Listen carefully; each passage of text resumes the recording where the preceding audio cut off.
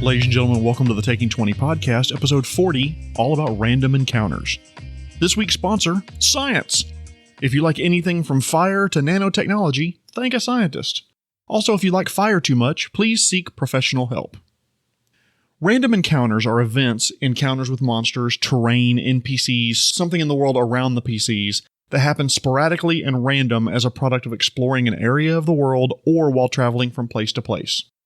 Examples include gnolls returning from a successful hunt, an overturned wagon and stranded family, a group of bandits who have decided to try to extract tolls from road-weary travelers, 8 young men and women from a nearby village tripping balls on mushrooms they found in the forest, a cloud of poisonous gas leaking from a nearby pipe, mudslide due to heavy rains, scattered corpses, all of them missing their heads and their left feet for some reason.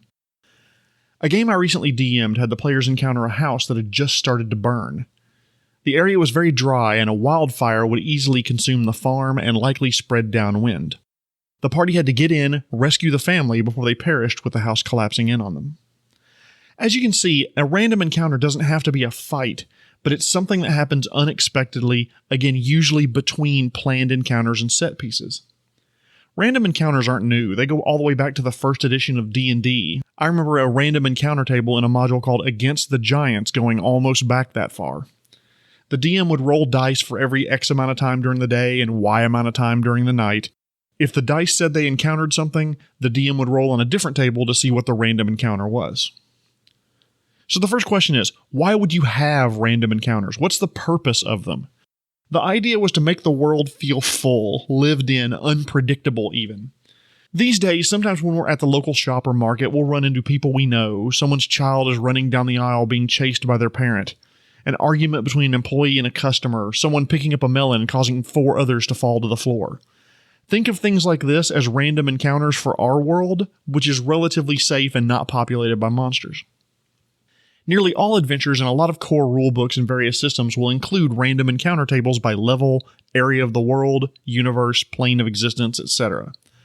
If you do a simple Google search for random encounter tables, it will bring up page after page after page of sample random encounter tables you can drop into your world if you so choose. But you don't have to. Some GMs despise random encounters.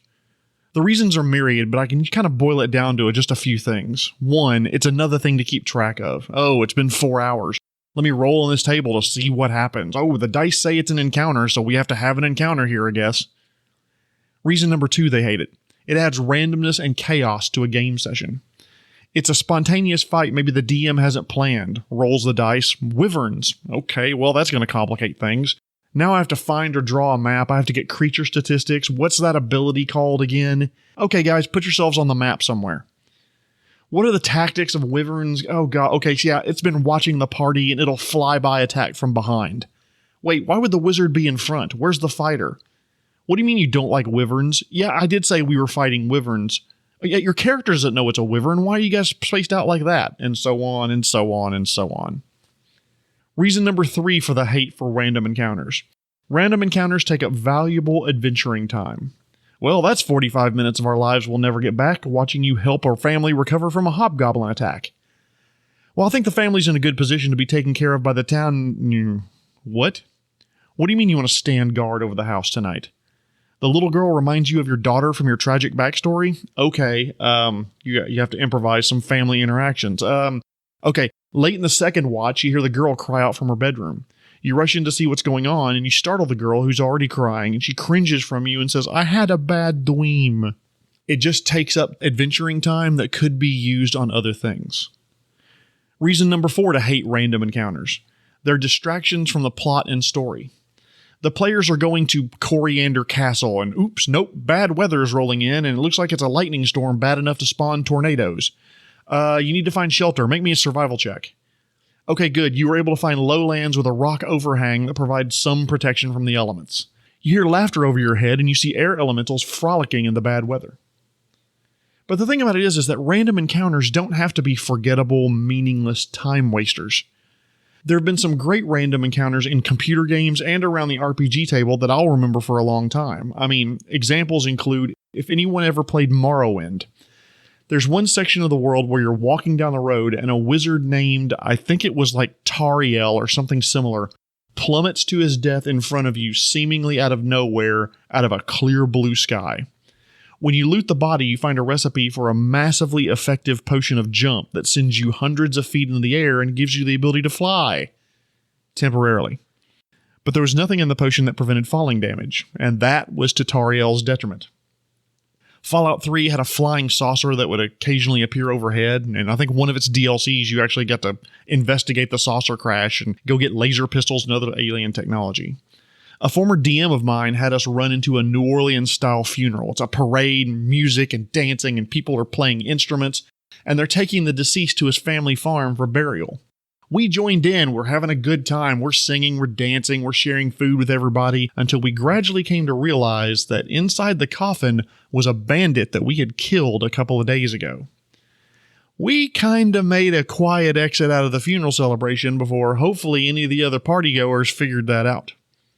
Well-built random encounters that are funny, creative, reinforce the story, or have emotional ties to players can be very memorable. Random encounters, by the way, can be used to further the story, not just pull players away from it. I mean, the random encounter could be something having to do with a big bad evil guy. Maybe the big bad is keeping tabs on the players but not being very stealthy about it, or maybe the big bad has some minions on a different errand. The random encounter can reinforce the events happening in the world. If the campaign revolves around a war, have the players meet refugees. They're victims of the evil overlord's conquest. It reminds the players that the big bad evil guy isn't just resting on his hands or claws or tentacles or pseudopods or whatever he has. He or she is actively working to make his or her plans come to fruition. If the campaign centers around the party trying to fight a spreading plague, maybe they encounter a medical caravan with clerics or healing technology going to remote areas of the Empire. A snake oil salesman selling plague cure-all made of snake venom and moose fart. A group of travelers expelled from their home because they have the plague. It reinforces realistic side effects of diseases spread and things that's happening within the world that the party really needs to help fix. A survival campaign against the elements to return from a ship crash on the ocean or a desert island, you could have random events like corpses being found and they're being feasted upon by monsters, or maybe clues to the reasons for the crash. Now you may be arguing, if it ties to the story, how can it be a random encounter? The randomness comes from when it happens, not what it is. Now there's a lot of reasons to use random encounters and random encounter tables. The primary reason I'll use random encounter tables is for a creative spark. Listen, we as DMs, we fall into ruts from time to time. We tend to use the same monsters over and over and over again because we're familiar with them. We may fluff up some stats or give them additional abilities, but oh look, it's ogres again. Random tables can give us ideas of using monsters in situations that we don't use often or maybe haven't used in a while. So we roll and we get giant goats that caused an avalanche. Sure, let's do this. Reason number 2 to use random encounters is to make the adventure more difficult. It forces the party to make decisions about use of limited resources. Chances are your party has abilities that they can use a limited number of times per day or per long rest or what have you. It should make the party stop and think before pulling out the big guns because they may need that spell or ability later on. Reason number 3 to use random encounters. It makes the world feel like it's constantly in motion even when the players aren't present. One of the things that players in my campaigns always hear at least once is Tempus Fugit, time flies, and it does not stop when you're not there. As I've mentioned in other episodes, it's not like a video game where when the players leave a town, that town gets unloaded from memory and everything stays in stasis until the players come back. No. Stuff keeps happening in towns. People get married, people get stolen from. There's a thieves guild that's working to try to better itself. There's a merchant guild within the town trying to increase its influence and power level. So time marches on. The big bad evil guy has plans, and those plans require pieces and minions to be in motion. So while the party's moving, so is the big bad evil guy, and that should be part of your plan. Random encounters can reinforce that ability, that they will encounter minions, they will encounter a big bad evil guy's plan half finished. So let's get to the crux of it. What are the tips for using random encounters? Number 1, have a few random encounters pre-built for your adventures. Drop them in when needed or desired and adjust the level or difficulty on the fly depending on when you use it. You may have built it as a level 6 encounter, but you wind up needing to use it when the party is level 4. Drop it in anyway and just scale back some hit points or take a few minions off the board. Tip number 2, don't worry about having the perfect map. Don't spend 30 minutes drawing exactly where every tree is on the road. Don't go searching through your gigs of map archives to find the perfect road map that you can use. Use what you have. Grab a quick map, throw it on the board, and go. Or use theater of the mind, like I talked about in a previous episode. Tip number 3 for random encounters. Make them rare and special. Don't just throw in random encounters on every trip to the Space Mall. They lose their luster at that point. Not every time you go walking through the woods are you going to encounter a bugbear who just killed a deer. It should be a very rare thing, and therefore, in the eyes of the players, it will be something very special. 4. Think of random encounters as problems or situations for the characters to negotiate, not fights.